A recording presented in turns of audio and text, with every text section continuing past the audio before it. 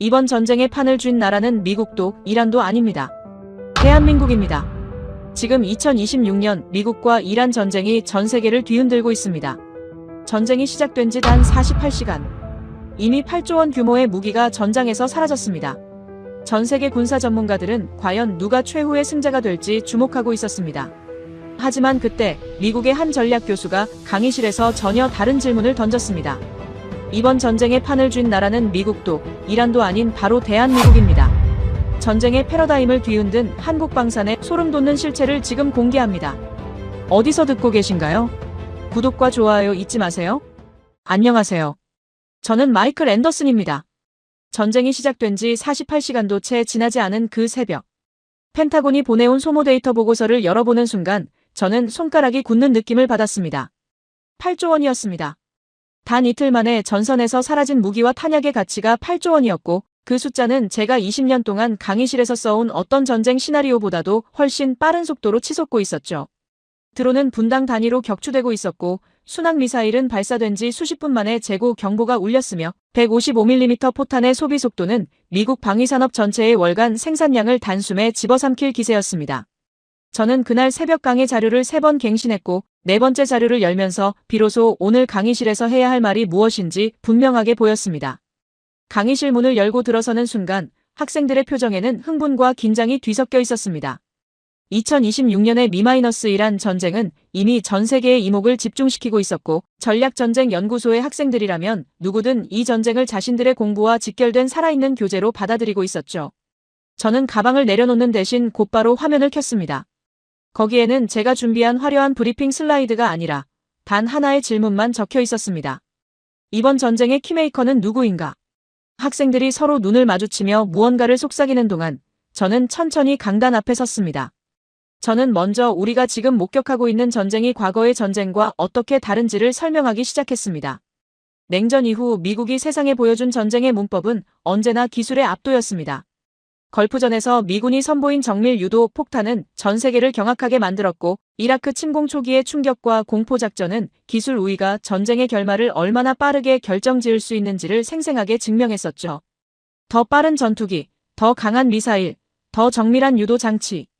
그것이 수십 년 동안 전쟁을 바라보는 지배적인 패러다임이었고 이 강의실에 앉은 학생들 역시 그 패러다임 속에서 군사 전략을 배워온 세대였습니다. 그러나 저는 화면을 바꿨습니다. 기술 스펙 비교표 대신 시간축 위에 그려진 소비 곡선이 나타났습니다. 우크라이나-러시아 전쟁 2년차의 포탄 소비량, 나토 전체의 연간 생산 가능량, 그리고 그 두 선 사이에서 벌어지는 간극. 숫자들은 냉정했습니다. 현대의 고강도 전쟁은 무기를 소비하는 속도가 냉전 시대의 어떤 분쟁과도 비교가 안 될 만큼 빠르고 그 속도에 생산이 따라가지 못하는 순간 전쟁의 주도권은 기술이 아니라 산업력으로 넘어간다는 사실이 이미 우크라이나에서 증명되었습니다. 미국과 유럽이 우크라이나에 쏟아부은 포탄의 양은 서방 방위산업 전체의 연간 생산량을 초과했고 펜타곤은 그 사실을 공식적으로 인정하지 않으면서도 내부적으로는 생산 능력 확충을 최우선 과제로 올려놓은 지 오래였죠. 저는 학생들에게 물었습니다. 지금 이 순간 미국이 가장 필요로 하는 것이 무엇이냐고요. 더 강한 핵무기도, 더 첨단의 스텔스 전투기도 아니었습니다. 미국에는 이미 그런 것들이 넘쳐났습니다. 지금 이 전쟁이 필요로 하는 것은 소모되는 속도를 따라잡을 수 있는 생산 능력이었고 동맹국들의 창고가 비어가는 속도보다 빠르게 그것을 채워 넣을 수 있는 공급망이었습니다. 저는 잠시 말을 멈추고 화면을 한 번 더 바꿨습니다. 전 세계 주요 방산국들의 생산 능력 비교표였습니다. 미국, 러시아, 중국, 독일, 프랑스, 그리고 한국. 숫자들이 화면에 정렬되는 동안 강의실은 묘하게 조용해졌고 저는 그 침묵 속에서 천천히 말했습니다. 전쟁은 총으로 이기는 것이 아니라 공장으로 이긴다고. 그리고 지금 이 순간 그 공장을 가장 빠르고 효율적으로 돌리고 있는 나라가 어디인지를 오늘 이 강의에서 하나씩 짚어나갈 것이라고요. 그 순간이었습니다. 맨 앞줄에 앉아있던 제이슨 밀러가 팔짱을 끼며 천천히 손을 들었습니다. 제이슨은 미 육군 장교 출신으로 현장 경험까지 갖춘 학생이었는데 평소에도 강의 중에 가장 공격적인 질문을 던지는 것으로 유명했습니다. 그는 제가 말을 끝내기도 전에 입을 열었고 미국은 세계 최강의 군대를 보유하고 있는데 한국 같은 나라가 끼어들 여지가 어디 있느냐는 취지로 강하게 반박했습니다. 강의실 여기저기서 동조하는 분위기가 느껴졌습니다. 저는 미소를 지었습니다. 바로 그 질문을 기다리고 있었으니까요. 그것은 단순한 질문이 아니라 도전이었죠. 20년 넘게 이 자리에 서면서 저는 그 차이를 냄새로 맡을 수 있게 되었는데 제이슨의 눈빛에는 교수의 논리를 무너뜨리겠다는 의지가 또렷하게 담겨 있었습니다. 그는 미국이 세계 최강의 군대를 보유하고 있고 그 군사력 앞에서 한국 같은 나라가 전쟁의 판도를 좌우한다는 주장은 지나치게 과장된 것이 아니냐는 취지로 강하게 밀어붙였습니다. 강의실 여기저기서 고개를 끄덕이는 학생들이 보였고 제이슨의 말에는 분명 설득력이 있었습니다. 미국의 군사적 우위를 정면으로 부정할 수 있는 사람은 이 강의실 어디에도 없었으니까요. 저는 대답하기 전에 잠시 화면을 바라봤습니다. 제이슨의 반박이 틀린 것이 아니었기 때문이었죠. 미국은 실제로 세계 최강의 군대를 보유하고 있고 국방 예산만 놓고 보더라도 2위부터 10위까지의 나라를 모두 합친 것보다 많은 돈을 군사력에 쏟아붓는 나라였습니다.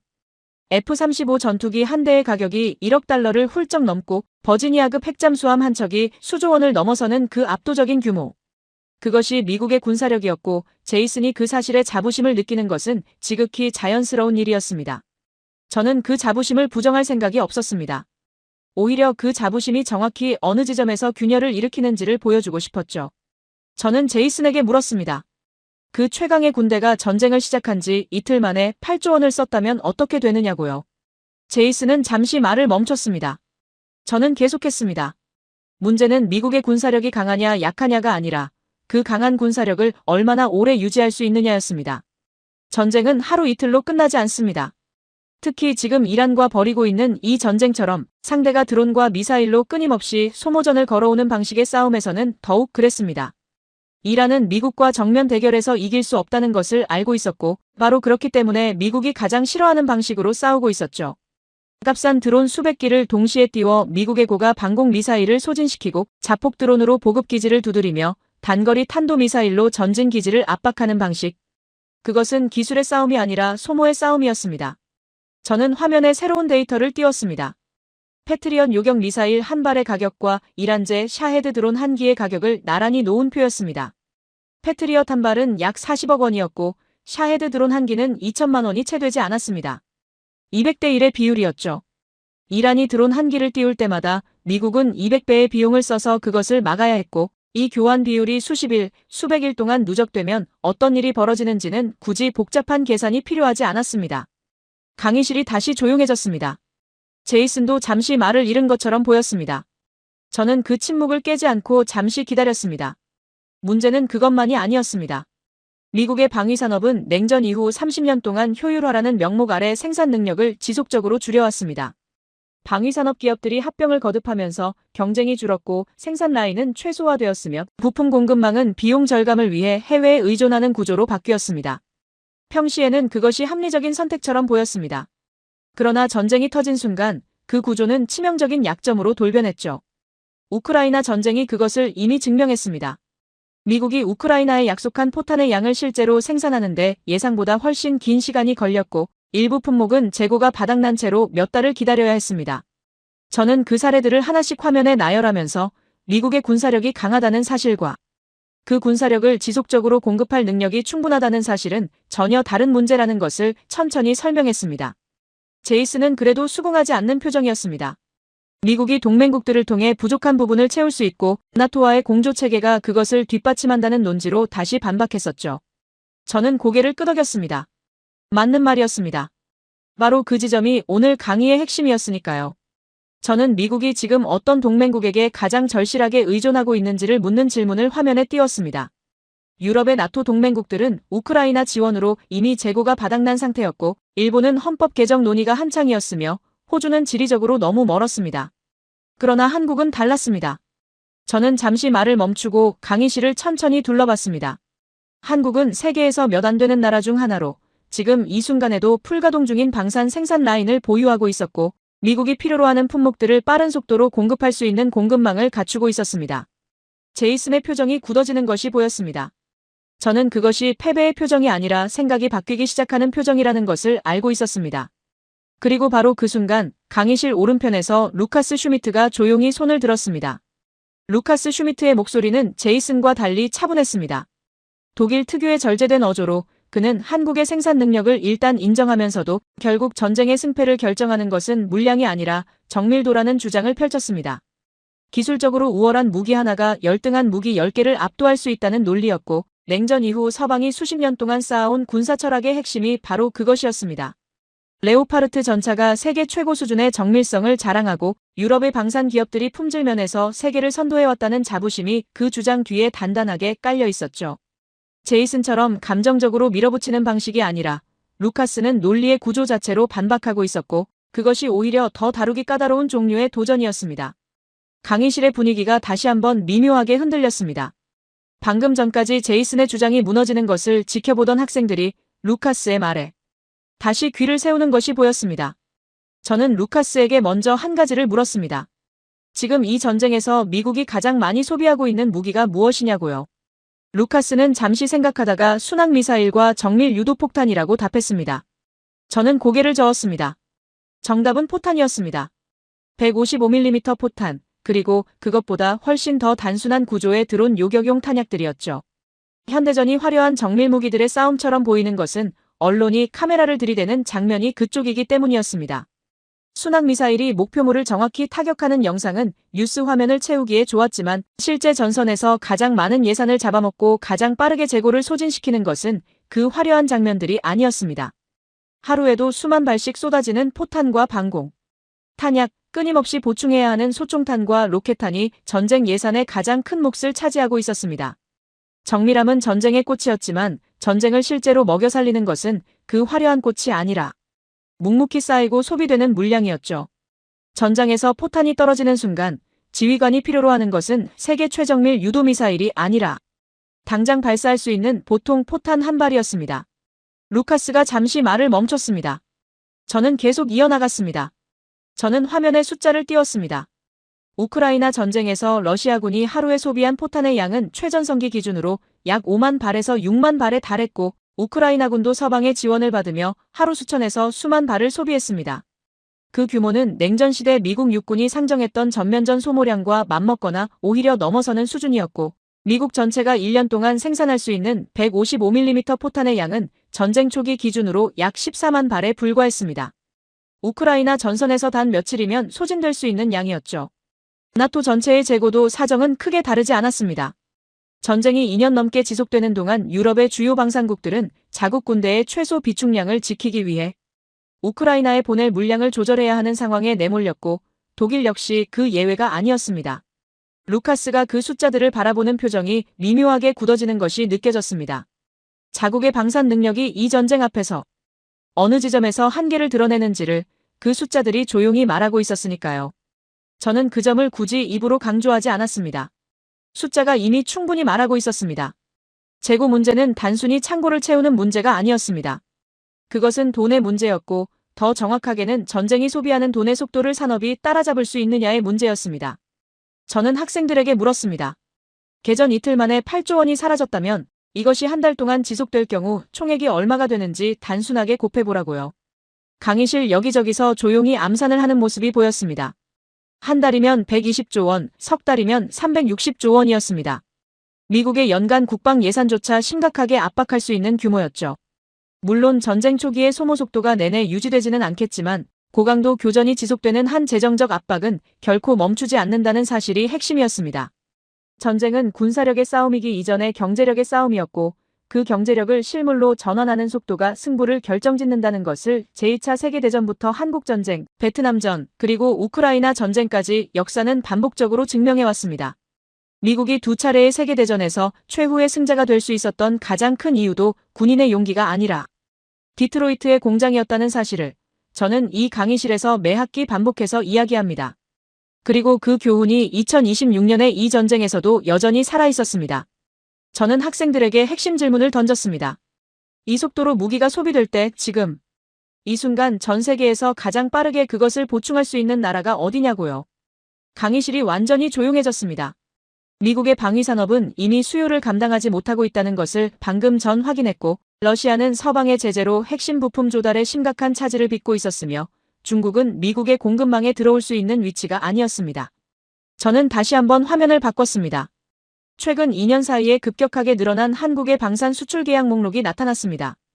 폴란드와의 K2 전차 및 K9 자주포 대규모 계약, 루마니아와 이집트의 K9 도입, 호주의 레드백 장갑차 협상, 그리고 미국 육군이 한국산 155mm 포탄을 긴급 수입한 사례들이 줄줄이 이어졌습니다. 그 목록은 단순한 수출 실적이 아니었습니다. 세계가 전쟁의 공급망을 어디서 찾고 있는지를 보여주는 살아있는 증거였고 그 나침반이 가리키는 방향은 하나였습니다. 루카스가 천천히 팔짱을 풀었습니다. 저는 그것을 보면서 잠시 말을 멈추고 이제 정밀함의 문제를 본격적으로 파고들 차례라고 했습니다. 루카스가 꺼낸 그 주제, 즉 품질과 정밀도의 문제가 실제 전장에서 어디서 한계에 부딪히는지를 보여줄 데이터가 이미 화면 대기 중이었습니다. 화면에 새 데이터가 올라오는 동안 강의실에는 묘한 긴장감이 감돌고 있었습니다. 루카스는 팔짱을 풀었지만 아직 완전히 수긍한 것은 아니었고 그 눈빛에는 여전히 반박의 여지를 찾고 있다는 기색이 역력했습니다. 저는 그것이 마음에 들었습니다. 쉽게 고개를 끄덕이는 학생보다 끝까지 논리로 버티는 학생이 훨씬 좋은 질문을 만들어내니까요. 저는 루카스에게 질문을 하나 더 던졌습니다. 한 발에 20억 원짜리 미사일로 2천만 원짜리 드론을 격추하는 것이 과연 정밀한 작전이냐고요. 루카스는 잠시 말문이 막혔습니다. 저는 그 침묵이 이미 절반의 답이라고 생각했습니다. 정밀함이란 개념은 명중률의 문제이기도 하지만 동시에 비용 대비 효과의 문제이기도 했습니다. 100% 명중률을 자랑하는 미사일이 단돈 2천만 원짜리 드론을 잡기 위해 발사되는 순간 그 정밀함은 전략적 관점에서 오히려 자해에 가까운 행위가 되는 것이었습니다. 지금 이란이 미국을 상대로 구사하고 있는 전술은 바로 그 비용 방정식을 철저하게 역이용하는 것이었고 그 전술은 단순하지만 매우 효과적으로 작동하고 있었습니다. 저는 화면에 구체적인 수치를 띄웠습니다. 이스라엘이 2024년 이란의 대규모 드론 및 미사일 공습을 방어하는 과정에서 단 하루 만에 소비한 요격 미사일의 추정 금액은 수천억 원에 달했습니다. 그 공습에서 이란이 사용한 샤헤드 드론과 탄도미사일의 총 원가는 이스라엘 측 방어 비용의 수십 분의 1 수준이었습니다. 공격하는 쪽은 저렴하게 쏘고 방어하는 쪽은 비싸게 막는 구조였죠. 이 비대칭성은 단순히 한두 차례의 교전에서 끝나는 문제가 아니었습니다. 전쟁이 길어질수록 이 구조는 방어하는 쪽의 재고를 기하급수적으로 갉아먹었고 결국 어느 순간 창고가 비는 날이 왔습니다. 그날이 오면 아무리 기술적으로 우월한 방공 시스템도 쏠 미사일이 없어서 하늘을 바라만 봐야 하는 상황이 됩니다. 저는 그것을 정밀함의 함정이라고 불렀습니다. 정밀할수록 비싸고 비쌀수록 재고가 빨리 바닥나며 재고가 바닥나는 순간 그 정밀함은 아무런 의미가 없어졌습니다. 루카스가 눈썹을 살짝 찌푸렸습니다. 반박하고 싶은데 수치가 발목을 잡고 있는 표정이었죠. 루카스가 다시 입을 열었습니다. 그렇다면 정밀무기 자체를 포기해야 한다는 말이냐는 취지로 반문해왔습니다. 저는 고개를 저었습니다. 정밀무기를 포기하자는 것이 아니라 정밀무기만으로 전쟁을 이길 수 있다는 착각을 버려야 한다는 것이었습니다. 현대전에서 정밀무기의 역할은 여전히 중요하지만 그것은 어디까지나 전체 화력체계의 일부였습니다. 정밀한 타격으로 핵심 목표를 파괴하는 동안 전선의 나머지 구간은 여전히 전통적인 포병과 물량으로 버텨야 했습니다. 그 물량이 받쳐주지 않으면 정밀무기가 제 아무리 정확하게 날아가도 전선은 무너집니다. 저는 화면에 현대전의 화력 구성 비율을 보여주는 차트를 띄웠습니다. 우크라이나 전쟁 데이터를 기준으로 보면 전체 포격량 중 정밀 유도탄이 차지하는 비율은 10% 내외였고 나머지 90% 가까이는 재래식 포탄이었습니다. 정밀함은 전쟁의 얼굴이었지만 전쟁의 몸통은 여전히 물량이었습니다. 그리고 그 물량을 지금 이 순간 가장 빠르고 안정적으로 공급할 수 있는 나라가 어디인지는 이미 3장의 수출 계약 목록이 답해주고 있었습니다. 저는 한 걸음 더 나아갔습니다. 지금 이란과의 전쟁에서 미국이 직면하고 있는 문제는 정밀무기의 부족이 아니라 그 정밀무기를 소모시키기 위해 이란이 끊임없이 쏟아내는 저가 무기들에 대응할 탄약이 부족해지고 있다는 점이었습니다. 패트리엇 포대는 세계 최고의 방공 시스템이었지만 그 포대를 운용하기 위한 요격 미사일 재고가 줄어드는 속도가 생산 속도를 압도하고 있었습니다. 미국이 현재 연간 생산할 수 있는 패트리엇 미사일의 수량은 수백 기 수준이었는데 고강도 교전이 지속될 경우 그 재고는 몇 달 안에 심각한 수준으로 떨어질 수 있었습니다. 그 공백을 메울 수 있는 대안으로 주목받고 있는 것이 한국의 천공 미사일 시스템이었습니다. 패트리엇과 직접 호환되는 구조는 아니었지만 중단거리 방공 영역을 커버하면서 미군의 고가 시스템이 소진되는 속도를 늦출 수 있는 실질적인 선택지였습니다.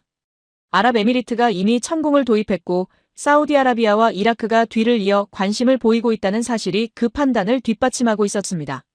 루카스는 표정을 바꾸지 않은 채 천천히 다음 질문을 꺼냈습니다. 한국 무기의 실전 검증 여부였습니다. 품질이 아무리 좋아도 실제 전장에서 검증되지 않은 무기를 신뢰할 수 있느냐는 것이었죠. 그것은 나쁜 질문이 아니었습니다. 오히려 루카스다운 핵심을 찌르는 예리한 질문이었습니다. 저는 잠시 화면을 바꾸기 전에 강의실을 한번 천천히 둘러봤습니다. 학생들 모두가 그 질문의 답을 기다리고 있었습니다. 저는 천천히 입을 열었습니다. 한국은 단 한 번도 전쟁을 경험하지 않은 나라가 아니라고 말했습니다. 오히려 정반대였습니다. 한국은 지난 70년 동안 세계에서 가장 실질적이고 끊임없는 군사적 위협에 노출된 채로 살아온 나라였고, 그 환경이 한국의 방산 기술을 단련시킨 진짜 시험장이었습니다. 북한의 포병 전력은 세계 최대 규모 중 하나였고, 한국군은 그 위협에 실시간으로 대응하면서 무기 체계를 설계하고 개량해왔습니다. 강의실이 다시 조용해졌습니다. 루카스가 무언가를 말하려다 멈췄습니다. 저는 그 순간을 놓치지 않고 다음 데이터를 화면에 올렸습니다. 화면에 올라온 데이터는 한국의 방공작전 운용 기록이었습니다. 북한이 지난 20년 동안 감행한 탄도미사일 발사 횟수, 장거리 포격 도발, 무인기 침투 사례들이 연도별로 정리되어 있었습니다.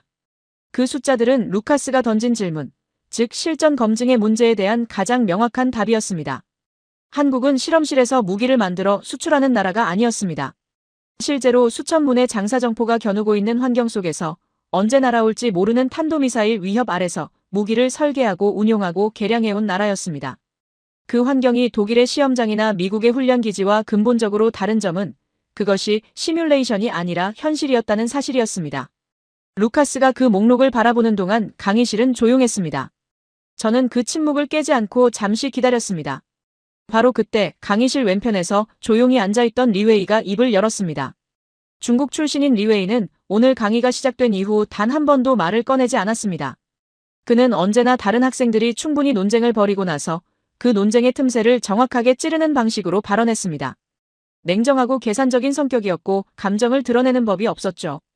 리웨이는 한국의 방공 경험을 인정하면서도 중국의 방공망이야말로 현재 세계에서 가장 촘촘하고 체계적인 구조를 갖추고 있다는 취지로 말했습니다. 중국은 러시아제 S-400 시스템을 도입하는 동시에 독자적인 HQ 시리즈 방공 미사일을 개발해왔고 그 규모와 밀도는 어떤 나라의 방공망과도 비교할 수 없는 수준이라는 논지였습니다. 리웨이의 목소리는 낮고 차분했지만 그 안에는 분명한 확신이 담겨 있었습니다. 강의실의 분위기가 다시 한번 미묘하게 흔들렸습니다. 저는 리웨이의 주장을 바로 반박하지 않았습니다. 그것이 사실이었기 때문이었죠. 중국의 방공망은 실제로 세계에서 가장 촘촘한 축에 속했습니다. 문제는 규모가 아니라 실전 경험이었습니다. 저는 화면을 바꿔 이란의 방공망 운용 실패 사례를 띄웠습니다. 이란은 러시아제 S-300 시스템을 포함해 상당한 수준의 방공 전력을 보유하고 있었습니다. 그러나 이스라엘의 공습 앞에서 그 방공망은 예상보다 훨씬 허약하게 뚫렸습니다.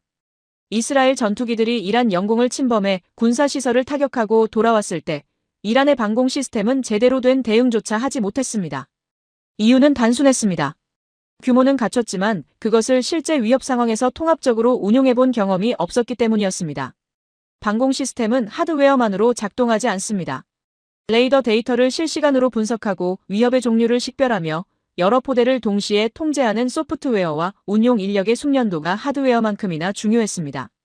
이란은 그 부분에서 결정적으로 부족했습니다. 리웨이는 이란과 중국을 같은 선상에 놓는 것은 부당하다는 취지로 반박했습니다. 중국의 기술 수준과 군사 인프라는 이란과 비교할 수 없다는 것이었죠. 저는 고개를 끄덕였습니다. 맞는 말이었습니다. 중국의 방공망은 이란보다 훨씬 정교하고 방대했습니다. 그러나 저는 리웨이에게 다른 각도에서 질문을 던졌습니다. 중국이 마지막으로 실제 전쟁을 치른 것이 언제냐고요. 1979년 베트남과의 전쟁이었습니다. 그 이후 중국의 인민해방군은 단 한 번도 실전을 경험하지 않았습니다. 세계에서 두 번째로 큰 국방 예산을 쏟아부으며 키워온 군사력이었지만 그것이 실제 전장에서 어떻게 작동하는지를 아무도 모르는 상태였습니다. 반면 한국군은 달랐습니다.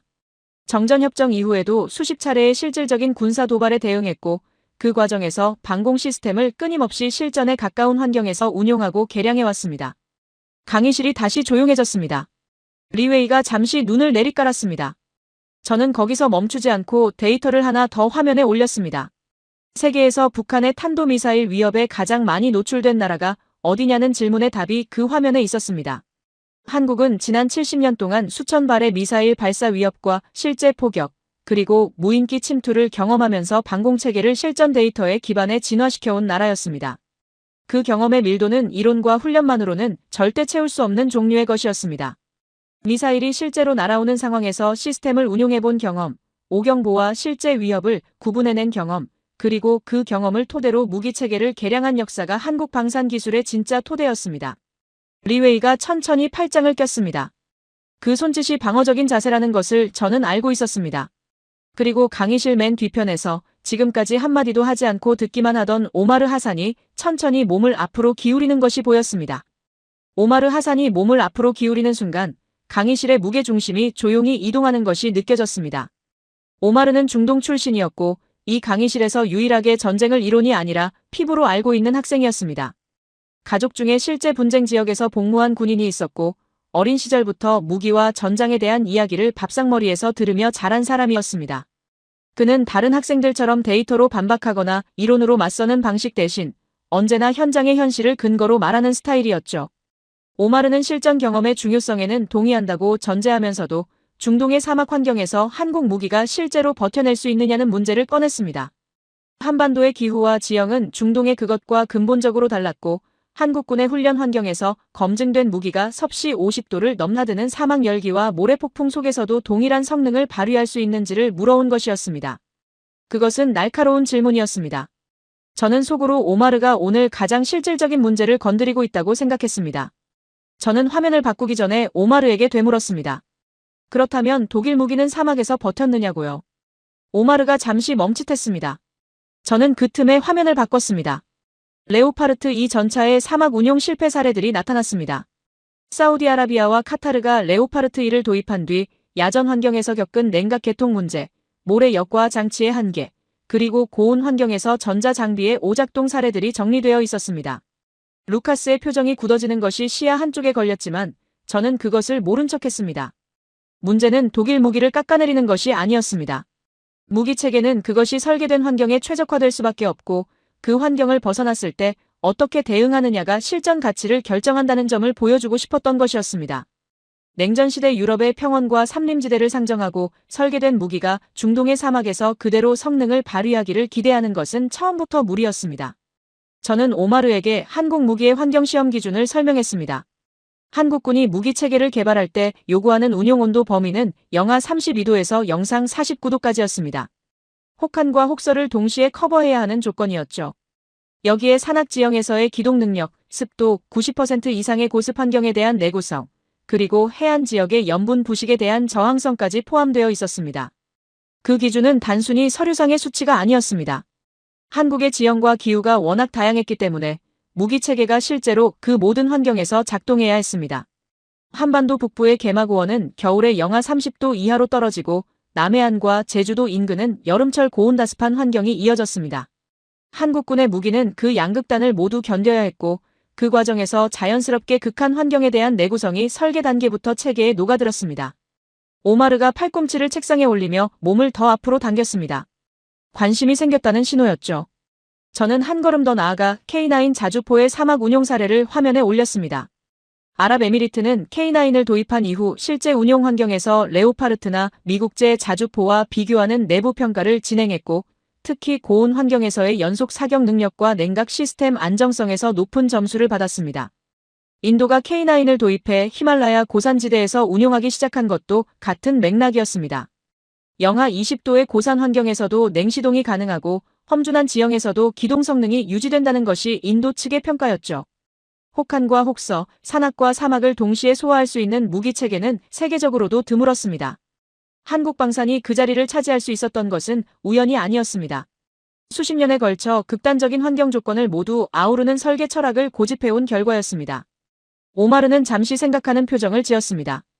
그는 폴란드와 노르웨이 같은 북방 국가들이 한국 무기를 선택한 이유는 이해하겠지만 중동 국가들이 한국 무기를 신뢰하기 시작한 것은 비교적 최근의 일이 아니냐고 물었습니다.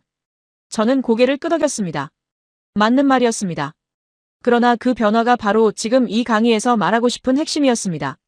10년 전만 해도 한국 방산은 가성비 무기라는 꼬리표를 달고 다녔습니다. 저 역시 그렇게 생각한 적이 있었습니다. 그러나 우크라이나 전쟁 이후 세계의 시선이 바뀌었습니다. 가성비라는 단어가 더 이상 품질이 낮다는 의미가 아니라 같은 성능을 더 빠르고 더 저렴하게 공급한다는 의미로 재해석되기 시작했습니다. 그리고 그 재해석의 속도는 이번 리-1 전쟁이 시작되면서 더욱 빨라졌습니다. 오마르가 천천히 등받이에 기대며 팔짱을 꼈습니다. 그것은 거부의 자세가 아니라 생각을 정리하는 자세였습니다. 저는 그것을 보면서 다음 이야기로 넘어갈 준비를 했습니다. 공급망의 문제, 그 마지막 퍼즐이 남아 있었습니다. 공급망이라는 단어는 언뜻 지루하게 들립니다. 전쟁을 이야기할 때 사람들이 기대하는 것은 전략과 전술, 영웅과 배신, 그리고 역전의 드라마이지 물류와 납기와 재고 관리가 아니니까요. 그러나 저는 20년 동안 이 자리에 서면서 단 한 번도 그 생각이 바뀐 적이 없었습니다. 전쟁의 승패는 결국 공급망이 결정한다는 것, 그리고 그 진실을 가장 혹독하게 배운 나라들이 지금 한국의 문을 두드리고 있다는 것이었습니다. 저는 화면을 바꾸면서 학생들에게 한 가지 상황을 상상해보라고 했습니다. 지금 이 순간 미군 지휘관이 워싱턴에 긴급 보고를 올리는 장면이었습니다. 보고서의 내용은 단순했습니다. 전선에서 155mm 포탄 재고가 임계치 아래로 떨어졌고 국내 생산으로는 2주 안에 보충이 불가능하다는 것이었습니다. 그 상황에서 지휘관이 가장 먼저 전화를 거는 나라가 어디냐고 물었습니다. 강의실이 조용해졌습니다. 그 답을 이미 알고 있는 학생들의 눈빛이 보였습니다. 저는 화면에 한국방산의 생산 능력 데이터를 올렸습니다. 한국은 현재 연간 155mm 포탄을 수십만 발 수준으로 생산할 수 있는 능력을 보유하고 있었습니다. 우크라이나 전쟁이 터진 이후 미국의 요청으로 한국이 공급한 포탄의 양은 수십만 발에 달했고 그 납기는 다른 어떤 나라와도 비교할 수 없을 만큼 빨랐습니다. 폴란드에 계약된 K2 전차와 K9 자주포의 경우 계약 이후 첫 번째 납품까지의 시간이 서방의 경쟁 제품들보다 현저히 짧았습니다. 독일이 레오파르트 전차를 납품하는 데 수년이 걸리는 동안 한국은 같은 시간 안에 훨씬 많은 수량을 인도했습니다. 이것이 단순히 가격 경쟁력의 문제가 아니라는 것을 저는 강조했습니다. 전쟁 중에 무기를 주문하고 몇 년을 기다리는 나라는 없었습니다. 필요한 것은 지금 당장 빠른 납기였고 그 조건을 충족할 수 있는 나라가 한국이었습니다. 저는 학생들에게 한국방산 공급망의 구조적 특성을 설명했습니다. 한국의 방위산업은 냉전 종식 이후 생산 라인을 축소해온 미국이나 유럽과 달리 북한이라는 실질적인 위협이 상존하는 환경 속에서 생산 능력을 꾸준히 유지해왔습니다. 한화에어로스페이스, 현대로템, LI진엑스원 같은 방산 기업들은 정부의 안보 전략과 맞물려 생산 라인을 평시에도 상당 수준으로 가동하고 있었고 유사시 빠르게 증산 체계로 전환할 수 있는 구조를 갖추고 있었습니다. 부품 공급망도 마찬가지였습니다. 한국의 방산 부품 조달 체계는 국내 완결성이 높았습니다. 미국이나 유럽처럼 핵심 부품을 해외에서 조달하는 구조가 아니라 주요 부품의 상당 부분을 국내에서 자체 생산하는 방식이었죠. 이 구조는 국제 제재나 공급망 충격이 발생했을 때 외부 변수에 흔들리지 않는 안정성을 제공했습니다. 그것이 서방 국가들이 한국을 단순한 수출국이 아니라 전략적 공급 파트너로 바라보기 시작한 이유였습니다. 리웨이가 다시 입을 열었습니다. 중국도 세계 최대 규모의 방산 생산 능력을 보유하고 있는데 그 공급망 논리라면 중국이 더 유리하지 않느냐는 것이었습니다. 저는 그 질문을 기다리고 있었습니다. 중국의 방산 생산 능력이 규모면에서 압도적이라는 것은 사실이었습니다. 그러나 문제는 누가 그 공급망을 사용할 수 있느냐였습니다. 미국과 나토 동맹국들이 중국에서 무기와 탄약을 구매하는 시나리오는 현실적으로 존재하지 않았습니다. 정치적 이유뿐만 아니라 시스템 호환성과 기술 유출 문제, 그리고 중국이 분쟁 당사국이 될 경우의 공급 중단 리스크까지 고려하면 선택지에 올릴 수 없었습니다. 한국은 그 모든 조건에서 자유로웠습니다. 미국의 동맹국이었고 나토와 긴밀하게 협력하고 있었으며 무기 체계의 표준이 서방과 호환되는 방향으로 설계되어 있었습니다. 거기에 빠른 납기와 안정적인 공급 능력까지 더해지면서 한국은 서방의 전쟁 공급망에서 대체 불가능한 자리를 차지해가고 있었습니다. 저는 학생들에게 마지막으로 한 가지 숫자를 보여줬습니다. 지금 이 순간 펜타곤이 가장 두려워하는 시나리오가 무엇인지 아느냐고 물었습니다. 핵전쟁도 사이버 공격도 아니었습니다. 포탄 재고가 바닥나서 한국에 포탄 좀 빌려달라고 말해야 하는 상황이었습니다. 강의실 여기저기서 낮은 웃음소리가 나왔습니다. 그러나 그것은 웃어넘길 이야기가 아니었습니다.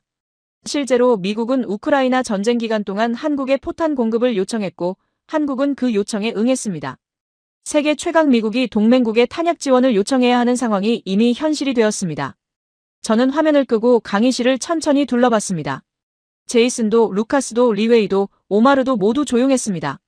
저는 이제 마지막 이야기를 꺼낼 시간이 됐다고 생각했습니다. 이 모든 데이터가 가리키는 단 하나의 결론이 남아 있었습니다. 강의실이 완전히 조용해진 것은 그 순간이 처음이었습니다.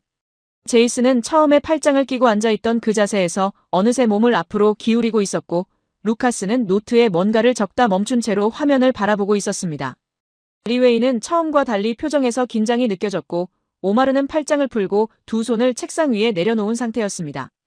저는 그 표정들을 하나씩 훑으면서 이 강의를 시작할 때 제가 원하던 장면이 바로 이것이었다는 생각을 했습니다. 확신이 흔들리기 시작한 사람들의 얼굴. 저는 화면을 완전히 끄고 강단 앞에 섰습니다. 이제 데이터는 필요 없었습니다. 남은 것은 그 데이터들이 가리키는 하나의 결론이었습니다. 저는 학생들에게 물었습니다. 미국이 한국을 필요로 하는 이유가 무엇이라고 생각하느냐고요. 제이슨이 천천히 입을 열었습니다. 그는 생산 능력이라고 답했습니다. 루카스는 납기라고 했습니다. 리웨이는 공급망의 안정성이라고 말했고, 오마르는 실전 경험에서 나온 신뢰성이라고 답했습니다. 저는 고개를 끄덕였습니다. 모두 맞았습니다. 그러나 그것들을 하나로 묶는 더 큰 이유가 있었습니다. 저는 천천히 말했습니다. 미국이 한국을 찾는 이유는 기술이 없어서가 아니라고요. 미국은 설계도를 만드는 나라였습니다. F-35의 설계도, 패트리엇의 설계도, 차세대 레이저 무기의 설계도를 그리는 나라가 미국이었습니다. 그러나 설계도는 전쟁터에서 아무것도 막지 못했습니다. 설계도를 현실로 만드는 공장이 필요했습니다. 빠르게, 많이, 안정적으로 찍어내는 공장. 그리고 그 공장이 바로 한국이었습니다. 강의실이 다시 한번 완전히 침묵했습니다. 저는 그 침묵 속에서 지난 20년 동안 제가 한국 방산을 바라봐온 시선의 변화를 스스로 돌아봤습니다. 처음에는 저도 그랬습니다. 한국 무기는 가성비 무기였고 선진국들의 기술을 모방해서 더 싸게 만드는 나라라는 인식이 제 머릿속에도 자리하고 있었습니다. 그 인식이 바뀐 것은 우크라이나 전쟁이 2년째로 접어들던 시점이었습니다. 미국과 유럽이 포탄 생산량을 늘리겠다고 공언하면서 실제로 얼마나 걸리는지를 확인했을 때, 그리고 그 공백을 한국이 메우고 있다는 사실이 숫자로 확인됐을 때 저는 제 인식이 틀렸다는 것을 인정해야 했습니다. 한국은 모방하는 나라가 아니었습니다. 세계가 전쟁을 치를 때 실제로 필요한 것을 가장 빠르게 만들어내는 나라였습니다. 그 차이는 결정적이었습니다. 저는 학생들에게 한 가지 사실을 더 이야기했습니다. 지금 이 강의실에서 우리가 논의해온 모든 내용, 생산 능력과 공급망과 실전 검증의 문제들은 사실 하나의 질문으로 수렴된다고 말했습니다. 전쟁에서 누가 마지막까지 버티느냐는 질문이었습니다. 기술이 아무리 앞서도 전략이 아무리 정교해도 버틸 탄약이 없으면 전쟁은 끝납니다. 그리고 지금 이 전쟁에서 미국이 마지막까지 버틸 수 있게 해주는 나라가 어디냐는 질문의 답이 오늘 이 강의의 전부였습니다. 제이슨이 처음과 달리 팔짱을 풀고 노트를 펼쳤습니다. 루카스는 잠시 생각하다가 천천히 고개를 끄덕였습니다.